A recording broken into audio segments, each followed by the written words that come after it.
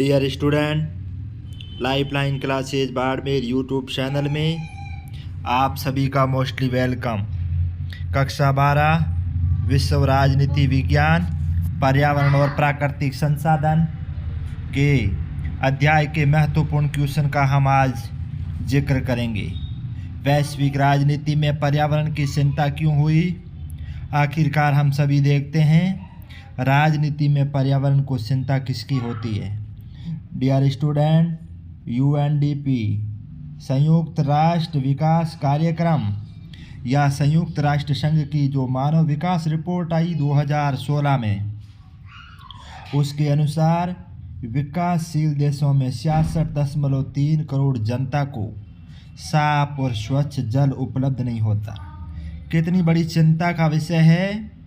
इस दुनिया के अंदर करोड़ों की आबादी है जिनको साफ, स्वच्छ और मीठा पानी नसीब नहीं होता।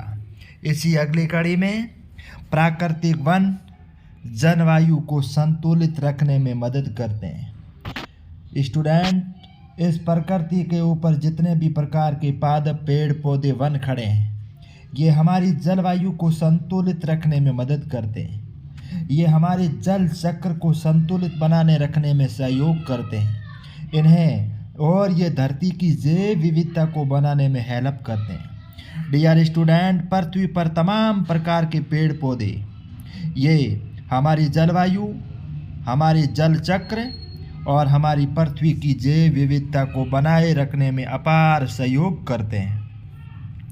धरती के ऊपरी वायुमंडल में आपने पृथ्वी की ऊपरी परतें पड़ी होगी। इसी एक परत में नाम आता है ओजोन मंडल, जिसमें ओजोन गैस की मात्रा में लगातार कमी आ रही है और ओजोन की परत में क्या हो रहा है? छेद हो रहा है। इससे पारिस्थितिकी तंत्र और मनुष्य के स्वास्थ्य पर बड़ा गहरा खतरा मंडरा रहा है। आप और हम सभी अच्छी तरह से जानते हैं, पृथ्वी के ऊपर दिन दुनी रात चौगुनी गति से जो कल कारखाने खुल रहे हैं, CO2 गैस की मात्रा लगातार बढ़ती जा रही है, जिसकी वजह से ओजोन गैस में छेद होता जा रहा है।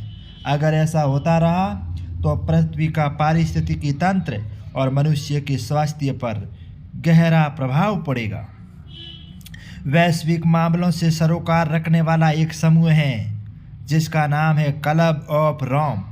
1972 में इन्होंने लिमिट्स टू ग्रोथ रिपोर्ट निकाली और दुनिया की बढ़ती जनसंख्या के आलोक में प्राकृतिक संसाधनों के विनाश के अंदेशे को बड़ी खूबी से बताया।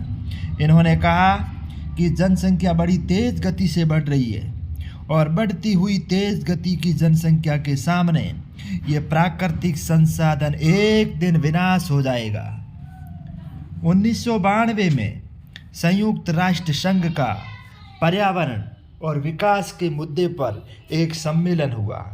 डियर स्टूडेंट, ध्यान रखना, पर्यावरण और विकास के मुद्दे को लेकर 1992 में संयुक्त राष्ट्र संघ का एक सम्मेलन हुआ। ये सम्मेलन ब्राज़ील के अंदर, ब्राज़ील एक देश है जिसके अंदर रियो डी जेनेरियो शहर वहाँ हुआ। इससे पृथ्वी सम्मेलन कहा जाता है। और आपको याद भी रखना है, पहला पृथ्वी सम्मेलन कब हुआ? 1992। किस मैटर को लेकर? पर्यावरण और विकास को लेकर। किस देश में? ब्राज़ील। ब्राज़ील के कौन से शहर में? Rio de Janeiro. इसे कैसा सम्मेलन कहते हैं? पृथ्वी सम्मेलन। इस सम्मेलन में कितने देशों ने भागीदारी ली? 170 देशों ने भागीदारी दी। वेरी महत्वपूर्ण क्वेश्चन। उत्तरी देशों की, आप सभी जानते हैं पृथ्वी बहुत बड़ी है। उत्तरी भाग के देश, उत्तरी देश, उनकी मुख्य समस्या है ओजोन परत में जो छेद हो रहा है, वैश्विक ताप में जो वृद्धि हो रही है। आप सभी जानते हैं कार्बन डाइऑक्साइड की मात्रा बढ़ने से ही ओजोन परत में छेद होता जा रहा है और ग्रीन हाउस गैसों के उत्सर्जन से ताप में वृद्धि हो रही है, ग्लोबल वार्मिंग। उत्तरी देशों की ये बहुत बड़ी समस्या है, चिंता का विषय है। जबकि दक्षिण देश आर्थिक विकास, पर्यावरण प्रबंधन की आपसी रिश्ते को सुलझाने के लिए चिंतित है। Rio de Janeiro. आप सभी ने पढ़ा कि ब्राज़ील के अंदर रियो डी जेनेरियो में पहला पृथ्वी सम्मेलन आयोजित किया गया जैव विविधता वानिकी के संबंध में, और कितने एजेंटों पर सहमति बनी। याद रहे, प्रथम पृथ्वी रियो डी जेनेरियो सम्मेलन 1992। एजेंडा 21 पर सुझाव आए। वेरी महत्वपूर्ण क्वेश्चन। आर्थिक वृद्धि का तरीका ऐसा होना चाहिए जिससे पर्यावरण को नुकसान नहीं पहुंचे। डियर स्टूडेंट, सांप भी मर जाए और लाठी भी बच जाए, ऐसा काम करो। किसी भी देश का आर्थिक विकास भी होना चाहिए, लेकिन वे आर्थिक विकास ऐसे हो कि पर्यावरण को किसी भी प्रकार का नुकसान नहीं पहुंचे। इसे टिकाऊ विकास का तरीका कहा जाता है। Very important. ऐसा आर्थिक विकास जिसमें पर्यावरण को किसी भी प्रकार का कोई नुकसान नहीं पहुंचे, ऐसा विकास टिकाऊ विकास कहलाता है। Very important. विश्व की साझी संपदा की सुरक्षा। अगला टॉपिक आया है। साझी संपदा उन संसाधनों को कहते हैं जिन पर किसी एक का नहीं बल्कि पूरे समुदाय का अधिकार होता है। डियर स्टूडेंट, वेरी महत्वपूर्ण टॉपिक है साझी संपदा। ऐसे संसाधन जिनके ऊपर किसी एक का नहीं बल्कि पूरे समुदाय का अधिकार हो, जैसे संयुक्त परिवार के अंदर घर में सड़ने वाला चूल्हा या चारागाह, उसके ऊपर गांव के सभी लोग अपने पशुओं को चरा सकते हैं। मैदान जहां पर सभी विद्यार्थी खेल सकते हैं। कुआं जहां से सभी लोग पानी ला सकते हैं। नदी जिसका प्रयोग सभी लोग कर सकते हैं। यह सभी साझी संपदा के उदाहरण हैं। वेरी महत्वपूर्ण है। विश्व के कुछ हिस्से और क्षेत्र किसी एक देश के संप्रभु क्षेत्राधिकार से बाहर होते हैं, इसलिए उनका प्रबंधन साझे तौर पर अंतर्राष्ट्रीय समुदाय द्वारा किया जाता है। इन्हें वैश्विक संपदा या मानवता की साझी विरासत कहा जाता है। जैसे आपने देखा होगा, वैश्विक स्तर पर कुछ ऐसी वस्तुएं हैं जैसे पृथ्वी का वायुमंडल, अंटार्कटिका महाद्वीप, समुद्री सतह और बाहरी अंतरिक्ष, जिसके ऊपर किसी एक देश का वर्चस्व नहीं होता। ये प्रकृति की साझी संपदा है जिस पर अंतर्राष्ट्रीय संगठन इसका प्रयोग करते हैं।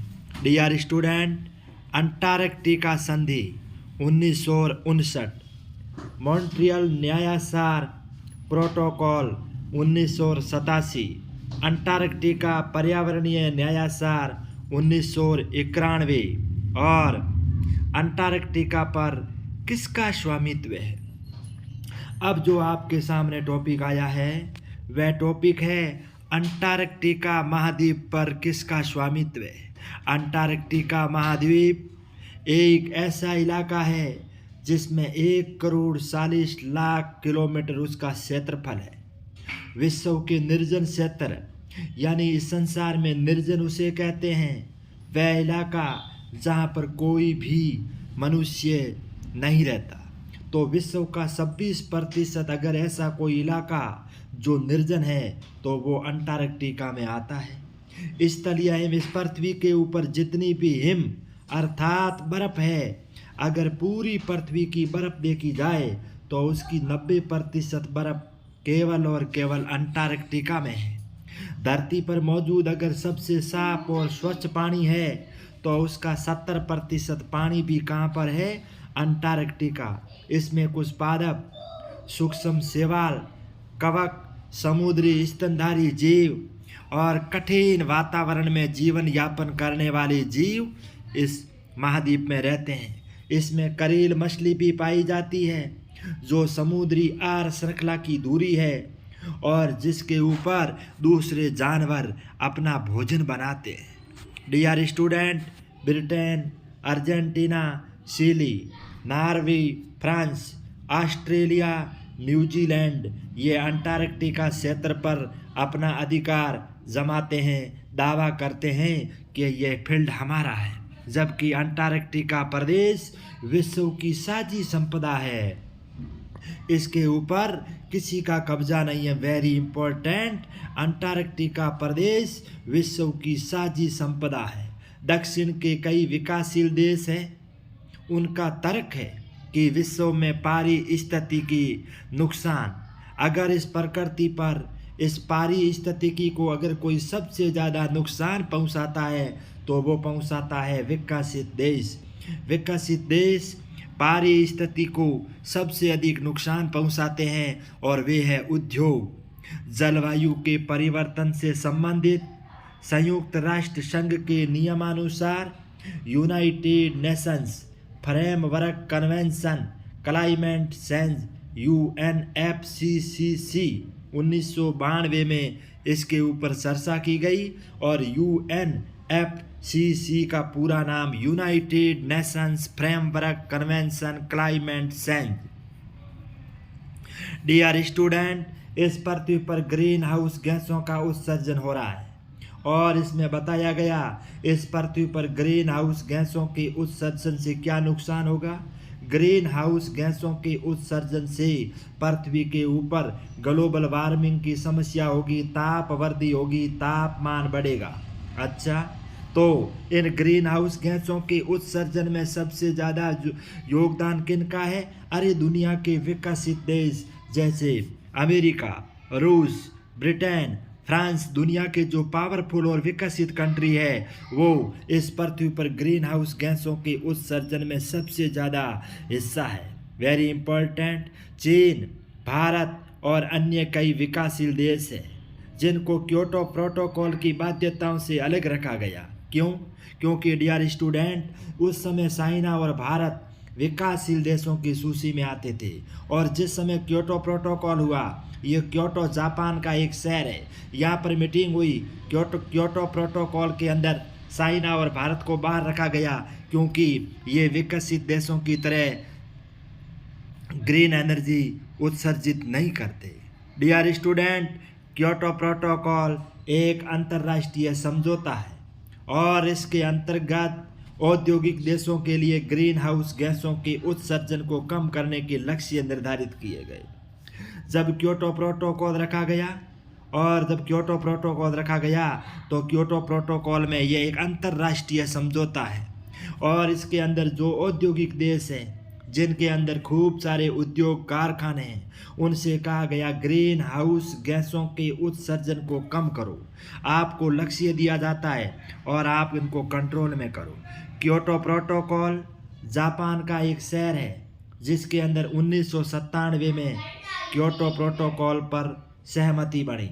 और इसका अगला क्वेश्चन, साझी संपदा। डियर स्टूडेंट, साझी संपदा का अर्थ होता है ऐसी संपदा जिस पर किसी समूह के प्रत्येक सदस्य का स्वामित्व हो। ऐसी संपदा जिसके ऊपर हर किसी का स्वामित्व हो वह है साझी संपदा, किसी अकेले की नहीं। वेरी इंपॉर्टेंट, आज के युग में विशेष रूप से ध्यान रखें, निजीकरण, यह मेरा है यह तेरा है, गहनतर खेती, एक खेत में बार बार खेती, जनसंख्या की वृद्धि, पारिस्थितिकी तंत्र की गिरावट के कारण पूरी दुनिया में साझी संपदा का आकार छोटा होता जा रहा है। अगर आपको प्रश्न पूछें वर्तमान युग में साझी संपदा का आकार छोटा होने का क्या कारण है, तब आप लिखोगे निजीकरण, गहनतर खेती, आबादी की वृद्धि, पारिस्थितिकी तंत्र में गिरावट के कारण आज के युग में पूरी दुनिया में साझी संपदा का आकार घट रहा है। डियर स्टूडेंट, पर्यावरण के मसले पर भारत का क्या पक्ष है? भारत ने 2002 में क्योटो प्रोटोकॉल पर हस्ताक्षर कर ही दिए और उसका अनुमोदन भी कर दिया। हालांकि जब भारत शुरुआत में क्योटो प्रोटोकॉल से भारत को बाहर रखा गया क्योंकि ये मुल्क इतना ग्रीन हाउस गैसों का उत्सर्जन नहीं करता जितना दुनिया के विकसित देश करते हैं औद्योगिकरण के दौर को मौजूदा वैश्विक ताप वृद्धि और जलवायु परिवर्तन का जिम्मेदार माना जाता है। जिन जिन देशों के अंदर उद्योग है, फैक्ट्रियां हैं, कारखाने हैं, वे सभी इस पृथ्वी के ऊपर ताप वृद्धि और जलवायु को परिवर्तन करने के लिए जिम्मेदार है। भारत के अंदर पावन वन प्रांतर नाम ही अलग है डियर स्टूडेंट। आपने और हमने हमारे गांव में देखा होगा, कुछ ऐसे खुले इलाके होते हैं जो किसी देवी देवताओं के नाम पर होते हैं, जिन्हें हम अमूमन ओरण कहते हैं। भारत में विद्यमान पावन वन प्रांतर उस स्थान पर किसी देवता अथवा देवी, किसी पुण्य आत्मा का वास माना जाता है, उसे पावन वन प्रांतर या देवस्थान कहते हैं। अगर मान लीजिए ऐसा 2-3 किलोमीटर का धोरा या इलाका जिसके अंदर किसी देवी देवता के नाम से उस इलाके को छोड़ दिया जाता है, जहाँ से लकड़ी काटना भी अवैध माना जाता है, ऐसे स्थान देवस्थान या पावन वन प्रांतर कहलाते हैं। 2005 के जून में ग्रुप 8 के देशों की बैठक हुई। इसमें भारत ने ध्यान दिलाया कि विकासशील देशों में ग्रीन हाउस गैसों की प्रति व्यक्ति उत्सर्जन दर विकसित देशों की तुलना में कम है। 2005 के जून में जब दुनिया के ग्रुप 8 के देशों की बैठक हुई, भारत ने कहा कि विकासशील देश में जो ग्रीन हाउस गैस का जो उत्सर्जन हो रहा है वो विकसित देशों की तुलना में कम है। उत्सर्जन की कमी करने की सबसे ज़्यादा जिम्मेदारी अगर किसी की है तो वो दुनिया के विकसित और ताकतवर राष्ट्रों की है। विकासशील देशों की पहली और अपरिहार्य प्राथमिकता यह है कि वे आर्थिक और सामाजिक विकास पे ध्यान दें। भारत ने अपनी नेशनल ऑटो फ्यूल पॉलिसी के अंतर्गत वाहनों के लिए स्वच्छतर ईंधन अनिवार्य कर दिया गया है। एक ऑटो फ्यूल पॉलिसी बनाई और तमाम प्रकार के वाहनों के लिए स्वच्छ ईंधन जरूरी कर दिया गया। आगे 2001 में हमारे देश में ऊर्जा संरक्षण अधिनियम पारित किया गया। 2003 के बिजली अधिनियम के नवीकरणीय ऊर्जा इस्तेमाल को बढ़ावा दिया गया। बिजली अधिनियम बनाया 2003 में और ऐसे ऊर्जा का प्रयोग करो जो नवीकरणीय हो सके। भारत ने 2016 के 2 अक्टूबर को पेरिस जलवायु समझौते का अनुमोदन किया। भारत ने पृथ्वी सम्मेलन रियो के समझौते के क्रियान्वयन का एक पुनरावलोकन 1997 में किया। और very important WWF world wild life fund, इसका पूरा नाम वेरी इंपॉर्टेंट है, world wild life fund WWF संसाधनों की भू राजनीति। वैश्विक राजनीति में तेल लगातार सबसे महत्वपूर्ण संसाधन बना हुआ है। आज के युग में दिन दूनी रात स्वगुनी प्रगति से उद्योग लग रहे हैं। नए नए कारखानों के द्वारा परिवहन के नए नए साधन बनाए जा रहे हैं। ये तमाम साधन तेल से चलते हैं और विश्व स्तर पर दुनिया के कई देश इसके ऊपर राजनीति करते हैं। पश्चिमी एशिया, जिसमें खासकर गल्फ कंट्री जिसे आप खाड़ी प्रदेश कहते हैं, उसमें कुल तेल उत्पादन का 30% उनके पास है। विश्व के जितने ज्ञात तेल भंडार हैं उनमें 64% तेल इस पश्चिम एशिया के गल्फ कंट्रियों के पास है, खाड़ी प्रदेशों के पास। अब वेरी इंपॉर्टेंट, सऊदी अरब यह दुनिया का ऐसा देश है जिसके पास कुल तेल के भंडार का 1/4 भाग है। इस दुनिया में जितने तेल के भंडार है उसका 1/4 भाग सऊदी अरब के पास है। सऊदी अरब विश्व में सबसे ज़्यादा तेल उत्पादन करने वाले राष्ट्रों में जाना जाता है, विशेष रूप से वेरी इंपॉर्टेंट। और उसके बाद इराक तेल भंडार सऊदी अरब के बाद दूसरे नंबर पर है। इस दुनिया में सबसे पहले नंबर पर तेल में अगर किसी राष्ट्र का नाम आता है वो है सऊदी अरब और दूसरा नाम आता है इराक। पेट्रोलियम खनिज को काला सोना कहते हैं, वेरी इंपॉर्टेंट। जल युद्ध, आप सभी जानते हैं बढ़ती हुई जनसंख्या की मांग बढ़ रही है। पृथ्वी के संसाधनों को बढ़ाया नहीं जा सकता। इस पृथ्वी पर जितने भी संसाधन हैं उनका उपयोग हमें नियमित रूप से करना है। 1950-60 के दशक में इजराइल, सीरिया, जॉर्डन, ये 3 कंट्री बताए, इनके बीच जल को लेकर संघर्ष हुआ। और कौन सी नदी? यारमुक नदी, जिसके पानी के बहाव को लेकर इजराइल, सीरिया और जॉर्डन, इन तीनों मुल्कों के बीच यारमुक नदी के पानी के बहाव को लेकर विवाद हुआ। तुर्की, सीरिया और इराक, ये दुनिया के ऐसे राष्ट्र हैं जो फरात नदी के ऊपर बांध बनाने को लेकर बड़े विवाद में हैं। डियर स्टूडेंट, आप हमारे लाइफलाइन क्लासेज यूट्यूब चैनल को लाइक, सब्सक्राइब करना नहीं भूलें। हमारे इस वीडियो को अधिक से अधिक शेयर करें। इसी आशा और अपेक्षा के साथ जय हिंद, जय भारत।